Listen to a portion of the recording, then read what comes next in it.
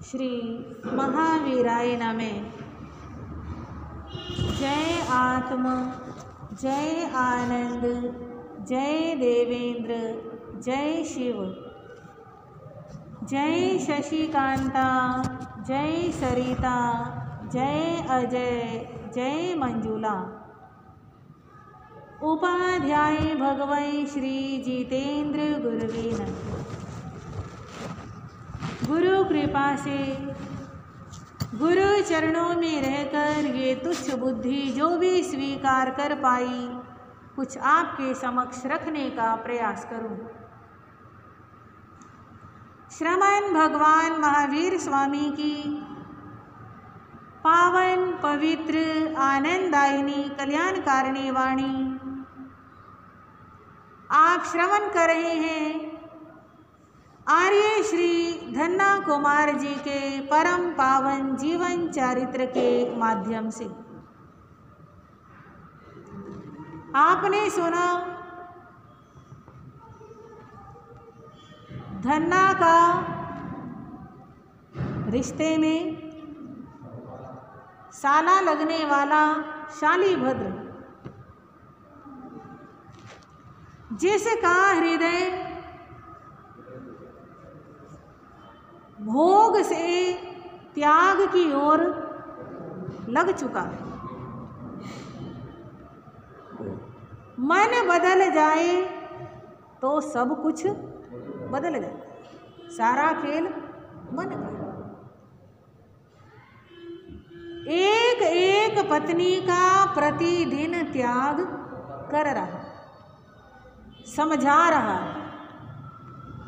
ऐसा नहीं है कि बस जो मेरे मन में आ गया वो कह दिया तुम्हें मानना ही पड़ेगा, ऐसा नहीं। सबको समझा समझा के, चर्चा कर कर के एक एक का त्याग कर।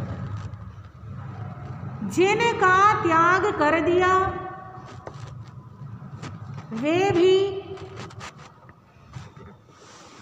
हृदय से दुखी हैं, और जिनका नहीं किया वे और ज़्यादा दुखी, क्योंकि जिनका कर दिया वे तो समझ गई कि अब जो मर्जी हो जाए हम तो परित्यक्ता हो ही गए। और समझा करके किया तो थोड़ा बहुत ज्ञान भी समझ में आया। पर जिनका त्याग नहीं हुआ और जिन्हें लगता है हमारी भी गर्दन पे तलवार लटक रही है, एक न एक दिन हमारा भी त्याग हो जाना है, तो वो भय के मारे, डर के मारे, संशय के मारे और ज़्यादा परेशान। और शालीभद्र के इस त्याग वैराग की चर्चा पूरे नगर में होने लगी, और पूरे नगर में होते होते उसी नगर में, ये समझ लो नगर के बाहर की कॉलोनी के अंदर ही कौन रहता है? धन्ना कुमार 8 पत्नियों के साथ रहता है। उसकी पत्नी भद्रा को भी, क्योंकि सुभद्रा जो है वो शालीभद्र की बहन, उसे भी पता लगा। और पता लगा तो जिसे पता चलता है वही आश्चर्यचकित होता है, क्योंकि एक कौड़ी का भी त्याग करना हो तो मन में बड़े संकल्प विकल्प आते हैं, करूं कि नहीं करूं, करना चाहिए कि नहीं करना चाहिए, ये इस योग्य है कि नहीं, मैं इसे दूं कि नहीं दूं। छोटे से छोटी चीज का त्याग करते हुए भी मन 1000 बहाने बनाता है कि ये देना ना पड़े। और इतनी संपत्ति का त्याग, ये तो कोई बिरला, कोई पिछले जन्मों का त्यागी, कोई महात्मा, कोई साधक आत्मा ही कर सकता है।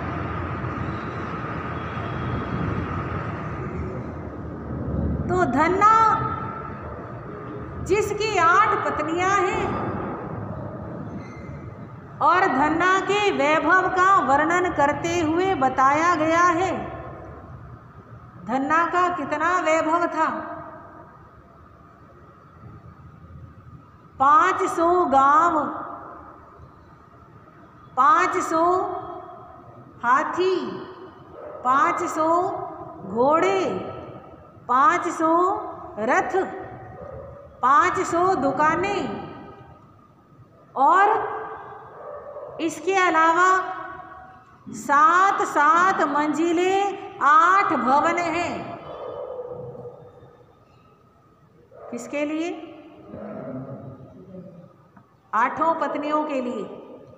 एक एक पत्नी के लिए एक एक भवन, अपने अपने भवन में अपना अपना राज चलाओ। एक एक पत्नी के पास करोड़ों करोड़ों की कीमत के स्वर्ण आभूषण, एक एक महल, सारी सुख सुविधाओं से भरपूर, 56 करोड़ संपत्ति व्यापार में लगाई है, 56 करोड़ की संपत्ति ब्याज पर दे रखी है, 56 करोड़ की संपत्ति जमीन में गाड़ के रखी है, हजारों गोदाम है जिनमें अनाज भरा हुआ है और इतनी खेती है कि हजारों लोगों को रोजगार मिलता है। हजारों की संख्या में दुनिया उसकी खेती से ही पलती है। हजारों समुद्री जहाज हैं और चिंतामणि रतन जैसे रतन भी है। इतना अपार वैभव और वैभव के साथ साथ मान सम्मान भी। राजा का मान कम होता होगा पर धन्ना का मान कम नहीं। दौलत भी है, शोहरत भी है। कई बार ऐसा होता है एक चीज मिल जाती है, दूसरी चीज के लिए इंसान तरसता है। किसी को दौलत मिल जाती है, आदर मान नहीं मिलता। किसी को आदर मान मिलता है, दौलत नहीं मिलती। किसी को दौलत भी मिलती है, आदर मान भी मिलता है, घर में प्यार नहीं होता। हाँ जी, आपस में ही झगड़ते रहते हैं कि बाहर तो बड़ा नाम है पर घर में कुत्ते जिस जैसी पूछ भी नहीं है। पर धन्ना के पास सारा कुछ है। 8 पत्नियां हैं और 8 पत्नियों के प्राण धन्ना के अंदर बसते। आपस में भी प्यार है और धन्ना के प्रति भी। कहते हैं धन्ना जब स्नान करता है तो 8 पत्नियां मिल करके स्नान कराती। वैसे स्नान किसको कराया जाता है? कोई बुजुर्ग हो, कोई बीमार हो, हाँ, कोई शरीर से अशक्त हो, उसको स्नान कराया जाता है। या तो बच्चे को स्नान कराते हैं, वो अपने आप नहीं नहा सकता, या फिर इतना बुजुर्ग हो गया कि अपने आप अपना काम नहीं कर सकता, उसे कराया जाता है। परंतु जहाँ प्रेम अधिक होता है, जहाँ प्रेम देने की और प्रेम पाने की भावना होती है, वहाँ जरूरत नहीं हो तो भी सारे काम किए जाते हैं। 8 पत्नियों के मन में भाव है कि बेशक धन्ना अपने आप स्नान कर सकता है पर फिर भी हम अपने हाथ से कराएं, क्योंकि जितनी सेवा करेंगे, जितना समय देंगे, जितना हम आगे आगे होकर के काम करेंगे, उतना पति का प्रेम प्राप्त होगा। अनेक तरह की सोच होती है। कुछ पत्नियां सोचती हैं कि सारा ही काम मैं करूं, तुम क्या करोगे, तुम भी कुछ किया करो, मैं घर संभालती हूँ और तुम्हारे भी ये छोटे छोटे काम मैं करूं, मैं कोई नौकरानी थोड़ी हूँ, दास दासियां बहुत है, उनसे करा लो, अपने आप कर लो। ऐसे भी सोचने वाली होती है और ऐसे भी सोचने वाली होती है कि दूसरी कर रही है तो मेरे करने की जरूरत ही नहीं है। और ऐसा भी सोचने वाली होती है कि दूसरी कर रही है तो मेरे को भी करना चाहिए। वो करेगी उसको मिलेगा, मैं करूँगी मेरे को मिलेगा। तो धन्ना की पत्नियों में ये भाव है कि हम अपने पति के सारे काम अपने हाथों से करेंगे। मालिश करती हैं, उबटन लगाती हैं, पानी डालती हैं, स्नान कराती हैं, तौलिए से पोंछती हैं, वस्त्राभूषण से अलंकृत करती हैं, सारे काम अपने हाथ से करती हैं। एक दिन धन्ना चौकी पर बैठा है, 8 पत्नियां स्नान करा रही हैं और स्नान करते करते धन्ना ने महसूस किया कि शीतल जल से मैं स्नान कर रहा हूं, बीच में एक बूंद गर्म पानी की। ये एक अलग से बूंद कहां से आई? थोड़ा गर्दन ऊपर उठा करके देखा, अरे ये तो सुभद्रा की आंखों से आई। सुभद्रा की आंखों में आंसू। मेरे को 8 पत्नियां प्यारी हैं और सुभद्रा तो उन 8 में सबसे ज्यादा प्यारी है। ये तो मेरी पटरानी है, इसकी आंखों में आंसू। पति के होते हुए अगर पत्नी रो रही है, पत्नी दुखी है, परेशान है, तो ये पति का अपमान है। इतना भी ध्यान नहीं रख सकता कि पत्नी को क्या कष्ट है, पत्नी को क्या दुख है। पत्नी का भी ध्यान नहीं रख सकता और किसका ध्यान रखेगा? 3 तरह की सोच होती है इसमें।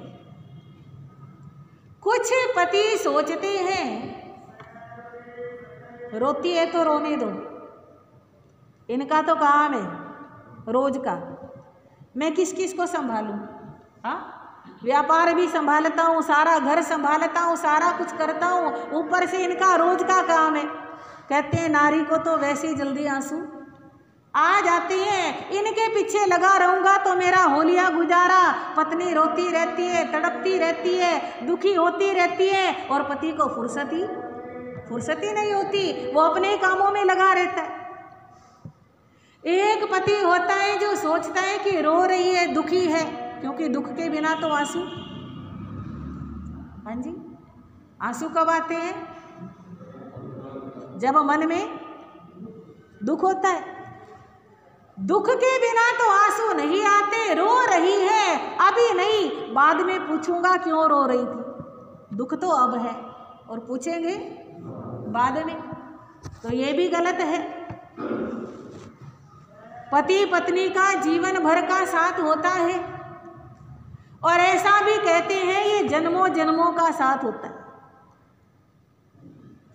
अगर एक व्यक्ति लापरवाह हो जाए तो दूसरे का जीवन नरक बन जाता है। एक दूसरे का अगर सुख में सहयोग कर रहे हैं तो दुख में भी, समझ आ रही है क्या? दुख में भी सहयोग करो। ऐसा नहीं कि सुख में तो सब अच्छा अच्छा, मीठा मीठा गप और कड़वा कड़वा थू। धन्ना मन में विचार करता है, पत्नी की आंख में आंसू हैं तो ये मेरे लिए अपमान की बात है। उसी समय हाथ पकड़ करके आगे बुला लिया, क्या बात है, क्यों रो रही हो, क्या दुख है? कहीं दुख है, तकलीफ है, कहीं दर्द हो रहा है, जो भी बात है मेरे को बताओ। सुभद्रा कहने लगी, नहीं नहीं कोई बात नहीं, मेरे से गलती हुई, आपका अनादर हुआ, आपकी पीठ के ऊपर मेरा आंसू गिर गया।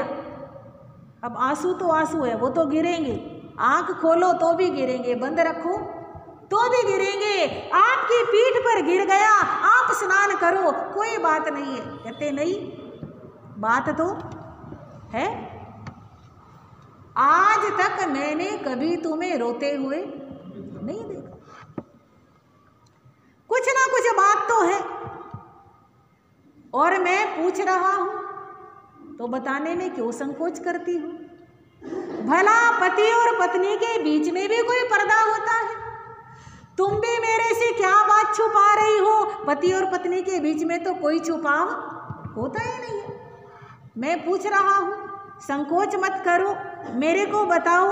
मेरे को बताओगी तभी मैं तुम्हारी समस्या का समाधान करूँगा। अगर नहीं बताओगी तो समाधान कैसे होगा? और मेरे को नहीं बताओगी तो और किसको बताओगी? किसी और को बता भी दोगी तो समाधान होने वाला नहीं है। मेरे को बताओ क्या बात है, तुम्हें क्या दर्द है?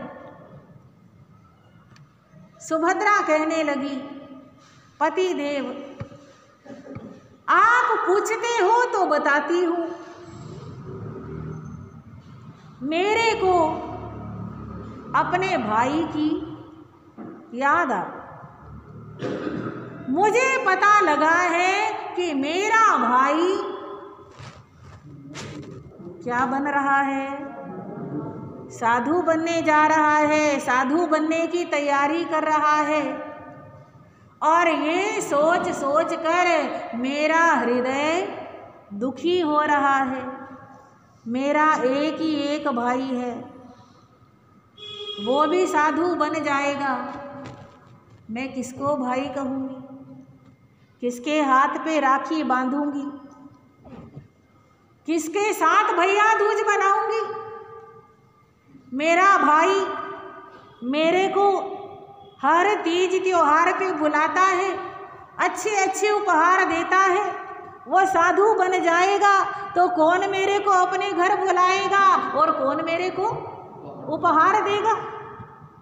कौन मेरे को बहन बहन कह करके बुलाएगा?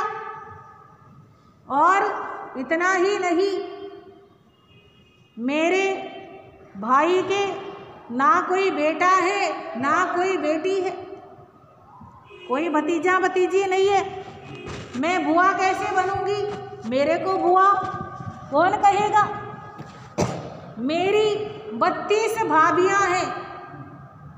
जैसे आपकी 8 पत्नियां हैं वैसे मेरे भाई की 32 पत्नियां हैं। भाई चला जाएगा तो वो 32 की 32 किसके सहारे जीवन बिताएंगी? पहाड़ बन जाएगा जीवन उनके लिए। जैसे हमारा मन है वैसे मेरी भाभियों का भी मन है। बेचारी घुट घुट करके रो रो करके कैसे जिंदगी बिताएंगी, ये सोच सोच करके मेरा कलेजा तो फटा जाता है। हमारा घर तो बंद ही हो जाएगा क्योंकि भाई के कोई बच्चा नहीं। भाई साधु बन जाएगा तो वंश ही समाप्त हो जाएगा। ये सारी बातें सोच सोच कर मेरा हृदय दुखी हो रहा। मेरा भाई रोज एक एक पत्नी का त्याग कर रहा है। अब ज़्यादा दिन नहीं है, वो बहुत जल्दी साधु बन जाएगा। अब ये बात धन्ना ने सुनी तो चेहरे पर मुस्कान आ गई। धन्ना कहने लगा, सुभद्रा ये बात तो ठीक है कि तुम्हें भाई की याद आई और उसकी चिंता में आंखों में आंसू आए, पर इसी बात में से एक और बड़ी अच्छी बात निकलती है। तुम्हारा भाई त्याग भी करना चाहता है और वो भी धीरे धीरे कर रहा।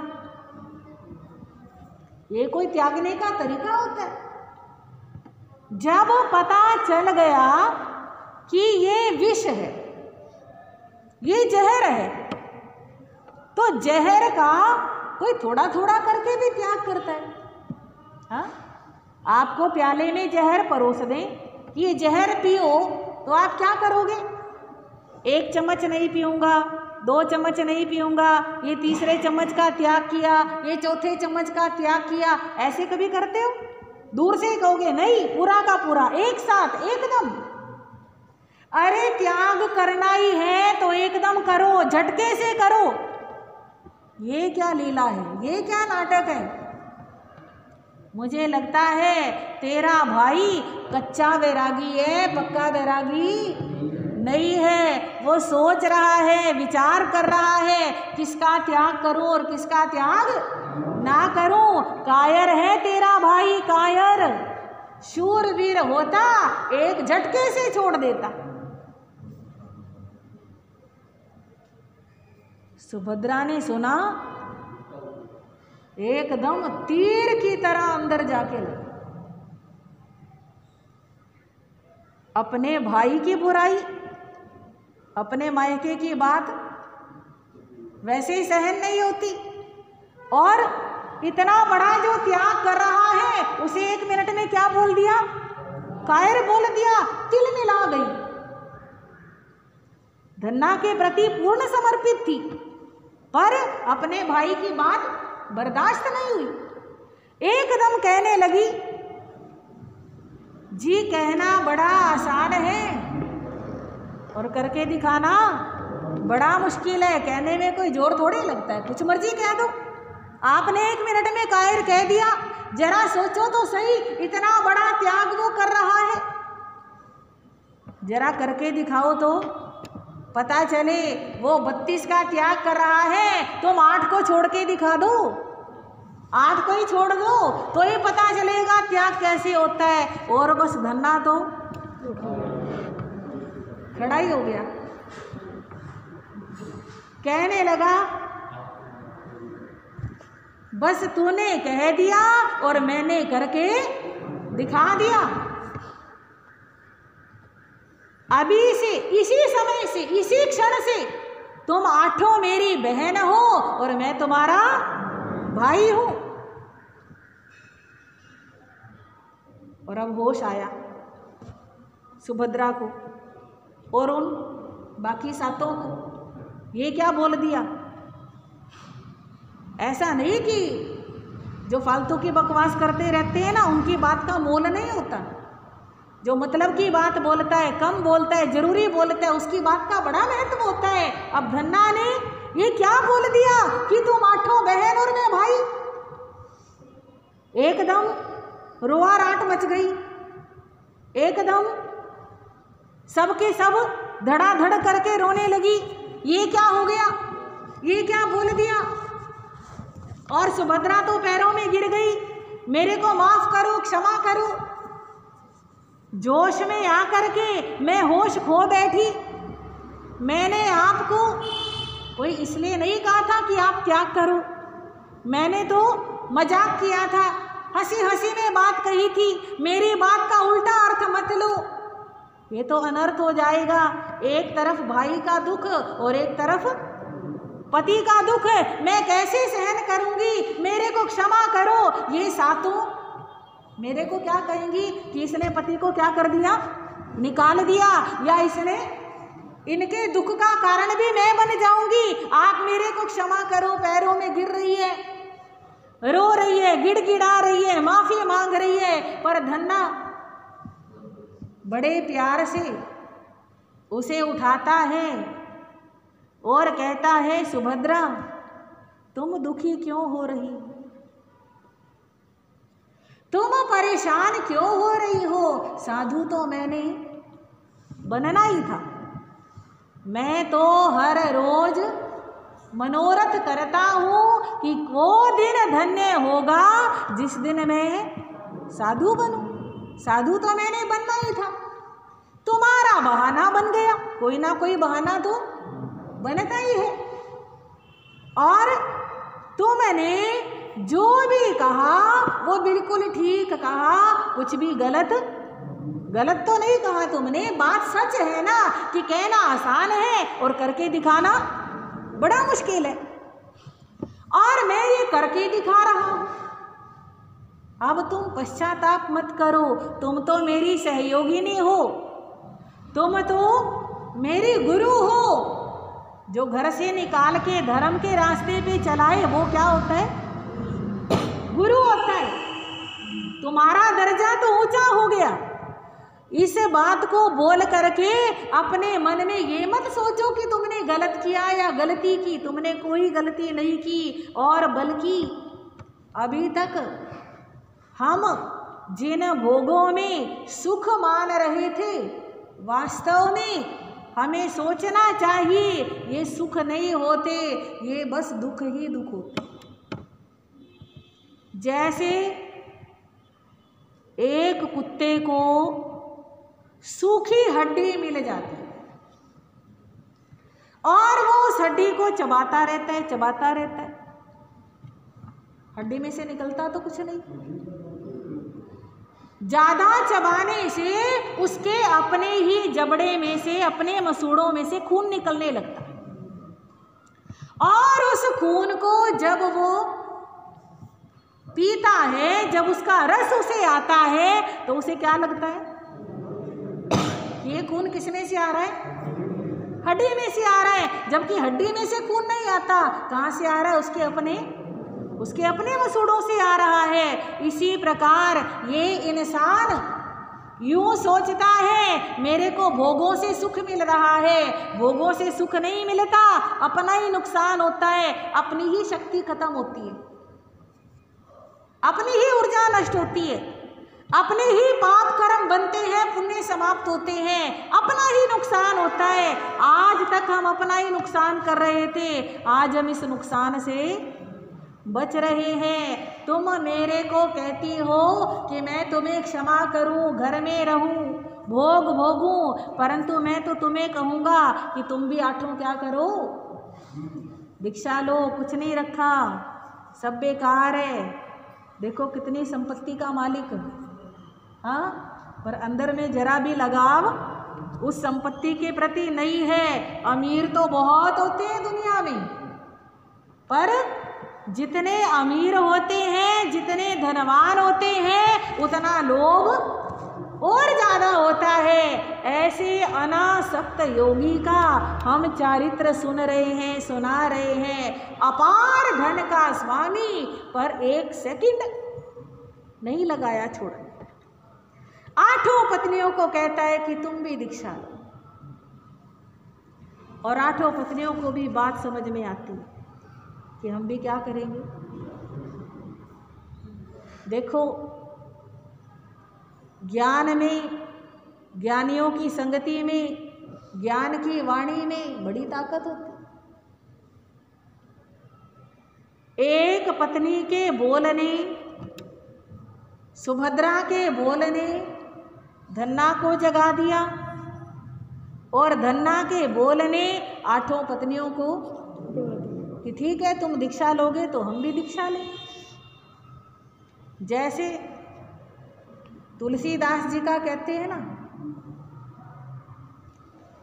तुलसी जब ससुराल में आए, तुलसी जब ससुराल में आए, नारी ने ज्ञान के बाण चलाए, नारी ने ज्ञान के बाण चलाए, लौटे उलटे पाव उसी क्षण, लौटे उलटे पाव उसी क्षण, बन गए संत महान रे, सच मान ज्ञान के बाण, देख ले है कितने बलवान रे, सच मान ज्ञान के बाण। तुलसीदास जी अपनी पत्नी के बिना एक पल भी नहीं रह सकते। एक बार तुलसी जी किसी काम से गए और पत्नी ने सोचा मायका बिल्कुल पास है, चलो जब तक तुलसीदास जी नहीं आते तब तक मैं माँ से मिल करके आ जाती हूँ, क्योंकि अपने सामने तो जाने नहीं देंगे। वो मायके गई, पीछे से तुलसी जी आए, आ करके पत्नी नहीं दिखी, पूछा कहाँ गई, वो तो मायके गई। तुलसी जी को चैन नहीं पड़ा, वो भी रास्ते में नदी थी, पार करने के लिए कोई नौका नहीं थी। एक मुर्दा बहता हुआ आ रहा था, उसी के ऊपर बैठ के मुर्दे को छूने के बाद भी हाथ धोते हैं, नहाते हैं, स्नान करते हैं ना। और वो मुर्दे के ऊपर बैठ के कि मेरे को तो मिलना है अपनी पत्नी से। ऊपर खिड़की में सांप लटक रहा था, उसी को पकड़ करके कमरे में पहुंच गए।